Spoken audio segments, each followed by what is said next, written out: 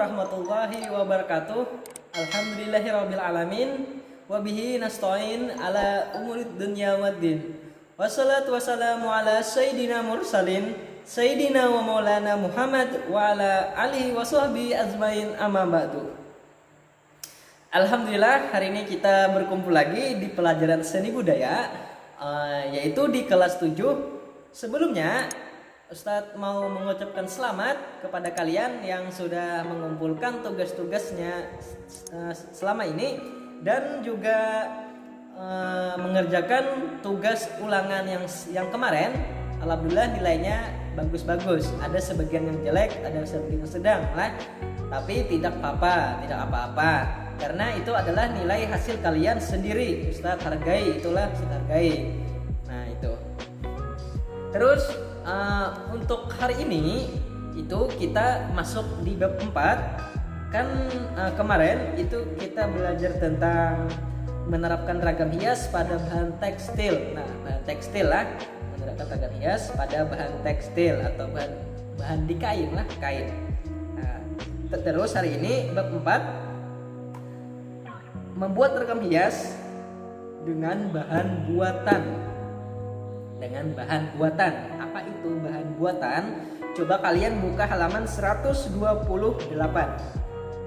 Nah, di sini tertulis bab 10. Kita anggap aja bab 4 lah. Kan kita pengen menghabiskan bab seni rupa dulu lah. Kita anggap aja ini bab 4. Menerapkan ragam hias pada bahan kayu. Di sini kan tadi pada bahan buatan, yaitu pada bahan kayu lah, pada bahan kayu. Nah, ragam hias ini diterapkan pada tekstil, dapat dijumpai juga di kayu lah, di bahan kayu. Setiap etnis di Indonesia ini, memiliki ragam hias pada bahan kayu seperti kursi, tempat meja, tempat tidur, benda kayu lainnya, tempat makan, tempat ngaji, rumah, pintu, dan lain-lain, dan juga gerbang lah. Banyak sekali di Indonesia inilah yang orang mengolah kerajinan itulah. Fungsinya apa? Fungsi dari ragam hias tidak hanya untuk menambah keindahan ataupun estetik, tetapi juga memiliki simbol ataupun makna. Nah, itulah simbol ataupun makna. Ada simbol, ada makna. Perhatikan dan amati gambar di bawah ini. Coba nomor 1, nomor 2, nomor 3, nomor 4, nomor 5, nomor 6. Perhatikan. Di situ nomor 1 terlihat seperti bebek, namun dia tidak hidup.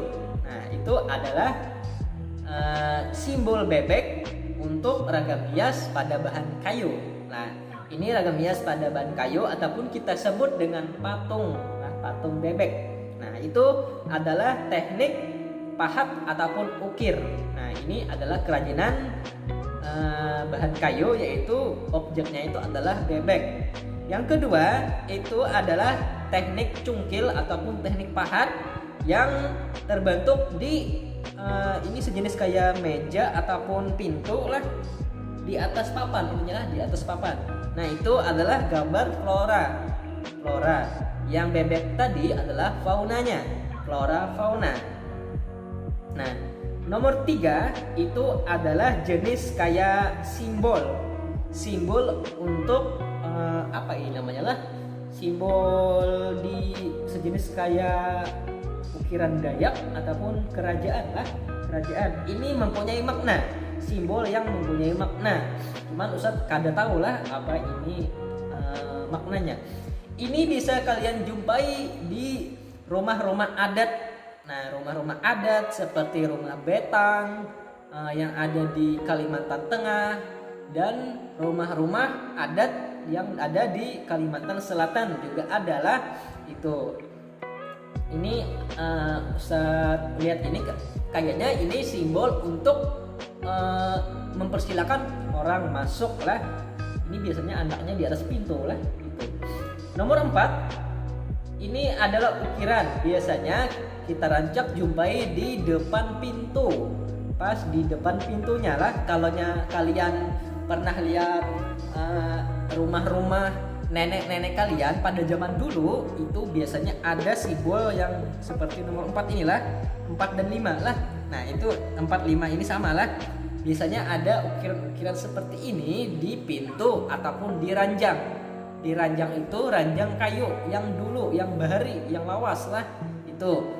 Coba aja tanyakan sama ibu kalian, apakah pernah ibu kalian melihat simbol-simbol seperti ini di depan pintu.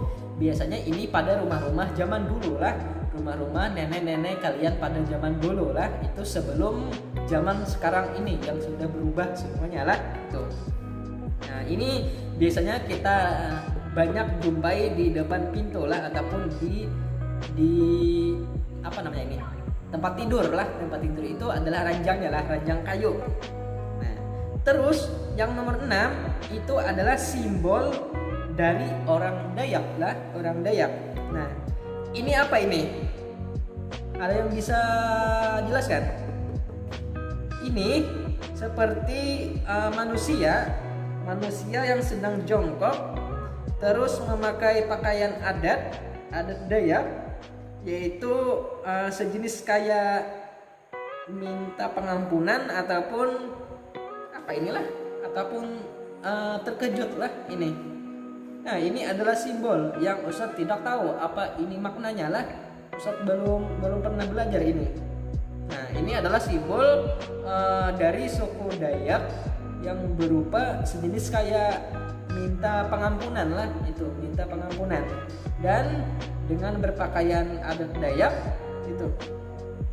Nah ini adalah ragam hias dengan teknik kayu lah, pembuatannya dari kayu lah itu.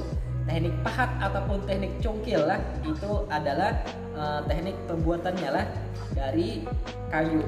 Nah, terus buka lagi halaman 131.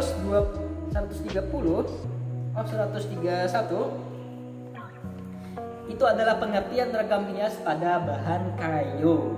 Nah, sejak masa lalu atau masa lampau, kayu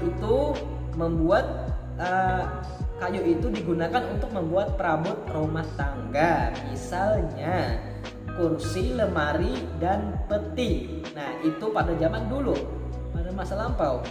Dan bagian bangunan, misalnya tiang, pintu, dan jendela. Nah, ini kayu ini sangat berfungsi benar untuk manusia lah. Kenapa? Mereka membuat ini untuk perabot-perabot rumah tangga, seperti cobek, seperti apa lagi ini, ranjang, seperti rumah dan lain-lainnya lah. Banyak fungsinya kayu inilah. Ada juga untuk jadi bahan bakar. Bahan bakar itu kalian kalaunya di kota itu pasti tidak menemukan orang itu memasak menggunakan kayu, dengan alat bakarnya itu menggunakan kayu lah. Itu biasanya ada orang-orang menggunakan itu di pedalaman lah. Jadi bahan bakarnya itu dengan menggunakan kayu, tidak menggunakan kompor lah, kompor gas ataupun kompor minyak. Nah itu tidak lah. Mereka di sana itu menggunakan ranting-ranting kayu, biasanya kayu-kayu itu dipotong-potong sejenis kayak dikasih halus-halus. Jadi ada yang namanya tungku untuk masak. Di situ di bawahnya itu dikasih kayu. Nah itu alat untuk mereka ataupun bahan bakar mereka untuk memasak lah. Karena kenapa? Karena mungkin mereka tidak pengen meninggalkan tradisi nenek moyang mereka dengan memasak itulah, ataupun beda benar lah antara di sini sama di kampung itu, jauh benar bedanya lah. Itu mereka menggunakan adat-adat tradisi mereka lah. Itu kalaunya di kota itu semuanya itu pasti hilang lah, pasti menggunakan kompor lah. Kenapa menggunakan kompor? Ya otomatis kalaunya menggunakan kayu di sini tidak ada lah. Kalaunya ada pun sangat mahal lah itu. Banyak perabot kayu ataupun bagian bangunan tersebut diberi sentuhan ragam hias. Motif hias yang digunakan berupa motif tumbuhan, binatang, figuratif dan geometris. Kita ini pernah belajar lah flora, fauna, geometris dan figuratif. Ini kita pernah belajar. Itu adalah objek-objeknya. Yang pertama, flora adalah apa? Flora itu adalah tumbuh-tumbuhan ataupun ya semacam tumbuh-tumbuhan semuanya lah. Fauna itu adalah binatang. Figuratif itu adalah objeknya itu adalah manusia. Geometris itu berupa jenis apa namanya nih? Gradasi naik turun sejenis kayak piramid juga lah, piramid. Biasanya ini adalah geometris. Nih. Yang contohnya ini. Ragam hias pada bahan tembok kayu lah, itu geometris. Itu. Atau gabungan dari motif-motif tersebut. Nah, gabungan bisa juga, gabungan semuanya lah. Penerapan ragam hias pada bahan kayu dilakukan dengan teknik mengukir ataupun teknik menggambar ataupun melukis atau gabungan dari keduanya. Nah, ini adalah tekniknya dengan cara melukis di bahannya ini adalah kayu lah di situ, maupun dia diukir ataupun dengan pahat ataupun dengan teknik congkel ataupun dengan teknik macam-macam lah mereka itulah. Tapi alatnya itu bahan dasar itu kayu, bukan kertas. Kalau kertas beda lagi, bukan ragam hias pada bahan kayu lah, jadi ragam hias pada bahan kertas itu namanya. Selain digunakan sebagai hiasan, ada ragam hias pada benda-benda tersebut yang juga memiliki nilai simbol. Nah, di sini ragam hias ini memiliki nilai simbol yang sangat-sangat berharga bagi mereka lah, nilai simbolnya itu. Terkait dengan kepercayaan ataupun agama, nah beberapa daerah di Indonesia seperti Jawa, Sumatera, Kalimantan, Bali, Sulawesi, dan Papua memiliki ragam hias yang khas pada bahan kayu. Nah, mereka ini ragam hiasnya itu memiliki simbol, yaitu anggapan mereka itu tuh adalah dia itu menggambar sejenis kayak roh nenek moyang mereka. Simbol agama mereka itu ada di dalam pahatan-pahatan kayu tersebut. Nah, di situ mereka menuangkan ekspresi yang ada di pikiran mereka. Nah, contohnya misalkan tertidur nih Ustadz nih. Ustadz mimpi bertemu nenek moyang Ustadz. Nah, terus Ustadz bangun ingat. Nah, terus Ustadz melukiskan dengan menggambar di kayu itu dengan ingatan-ingatan Ustadz tentang mimpi tersebut lah. Nah, itu mereka percayai itu. Nah, dengan menuangkan pikiran mereka yang dari hasil pikiran keagamaan mereka, terus dituangkan di hasil karya kayu tersebut lah. Itu mengapa menjadi sakral banget. Nah, biasanya itu ada di adat-adat di kandangan itu ada, Ustaz pernah lihat itulah di pedalaman pokoknya lah, di pedalaman Dayak itu banyak sekali ukiran-ukiran tersebut, maupun patung, rumah-rumahnya itu penuh dengan ukiran, ataupun biasanya di film-film itu ada bersifat sejenis kayak di goa-goa itu melambangkan aktivitas sehari-hari mereka, tapi diungkapkannya dengan cara diukir mereka di dinding goa-goa lah itu. Nah, kayak contoh di Mesir itu biasanya ada gambar-gambar Firaun, terus ada gambar-gambar roh-roh nenek moyang mereka, terus ada lagi gambar ular-ular. Nah, itu bermacam-macam lah itu.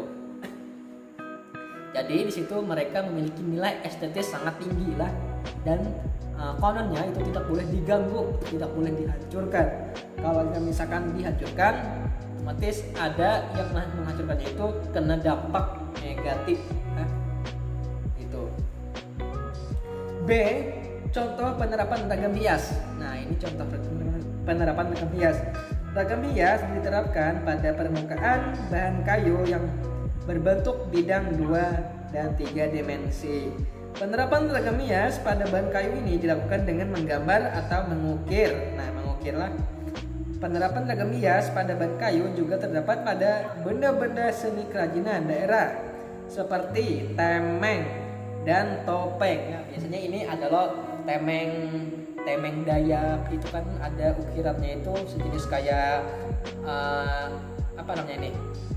Sejenis kayak perisai dan alat apa itu namanya, lah lupa itu mandau disilang gitu. Nah, adapun juga sebelahnya itu lupa juga namanya lah, mandau itu disilang dengan apa itulah, itu ada di temeng Dayak. Terus lagi setiap daerah itu beda-beda. Temeng Dayak Kalbar beda dengan temeng Dayak Kalteng. Temeng Dayak Kalteng beda lagi dengan temeng Dayak Kalsel. Terus Dayak Kalsel beda lagi dengan temeng Dayak Kaltim. Sama Kalimantan Utara dan seterusnya. Itu berbeda-beda lah. Makanya itu mereka itu memiliki simbol dan makna yang berbeda-beda lah itu. Cuman penyampaiannya itu sama lah. Mereka itu pengen menyampaikan kesakralan dari temeng tersebut lah itu. Penerapan ragam hias pada bahan kayu ini dilakukan dengan menggambar ataupun mengukir. Penerapan ragam hias pada bahan kayu juga terdapat pada benda-benda seni kerajinan daerah seperti temeng dan topeng tadi lah itu. Ragam hias ini dikerjakan dengan cara digambar kemudian diberi warna. Nah, adapun tidak diberi warna bisa juga. Biasanya itu di lukisan-lukisan ataupun ukiran-ukiran di kayu-kayu itu biasanya ada yang diberi warna dan tidak diberi warna gitu. Contohnya di samping, nah itu ragam hias pada pilar bahan kayu. Nah, kan itu ada bunga, motif bunga, warna dasarnya itu adalah coklat lah, warna dasarnya ada coklat, bunga berwarna biru kah hijau biru, terus rantingnya itu ada kecoklat-coklatan lah itu. Terus lagi halaman 132 itu ada ragam hias ukiran Toraja, sejenis kayak di dinding gitulah ataupun batik mereka. Terus gambar 10.4 ragam hias ukiran Kalimantan. Nah, itulah makna Ustadz kada tahu makna mereka ini apalah, membuat inilah kada tahu itulah. Penerapan ragam hias pada bahan kayu dapat dikembangkan pada benda-benda ataupun barang-barang kerajinan daerah seperti temeng dan topeng lah. Tuh, ragam hias dikerjakan dengan cara digambar dan diberi warna. Nah, di sini ada temeng Papua, temeng Kalimantan dan topeng Jogja. Nah, topeng Kalimantan Selatan juga ada lah, namanya 7 bidadari. Kalian coba lihat aja, topeng 7 bidadari. Nah, temeng Kalimantan itu detailnya itu sangat rapat lah itu ukirannya itu. Nah, kalau yang temeng Papua itu beda lagi lah, sejenis kayak ukiran sejalur lah itu. Nah, ini adalah contoh-contoh ukiran-ukiran dari kayu berbagai macam daerah. Nah, itulah tuh. Nah, mungkin sampai di sini saja Ustaz jelaskan. Kita sambung lagi di minggu depan lah tuh. Nah, untuk tugas hari ini coba kalian cari gambar 4 gambar yang mewakili temeng Kalsel, Kaltim, Kalbar, Kaltara, Kalteng, Kalsel, Kalbar, Kaltara lah itu 4 gambar itu dicari di Google, usah digambar, dicari di Google dan kirim di GCR lah, kirim di GCR. Kalau ada yang ingin dipertanyakan silakan chat WA Ustadz lah, nanti Ustadz kasih nomornya di deskripsi. Itulah. Jangan lupa menulis di kolom komentar hadir, ingati tugasnya. Terus dipelajari betul-betul apa pengertian ini tadilah, pengertian dari ragam hias pada bahan kayu dipelajari di rumah. Bisa tunggu tugasnya di GJR karena langsung nilai, karena kalian langsung bisa lihat di situ. Terus kalaunya misalkan Ustadz bangga kalaunya hasil dari kalian sendiri lah. Ustadz bangga kalau hasil dari kalian sendiri. Sudah, akhiri. Assalamualaikum warahmatullahi wabarakatuh.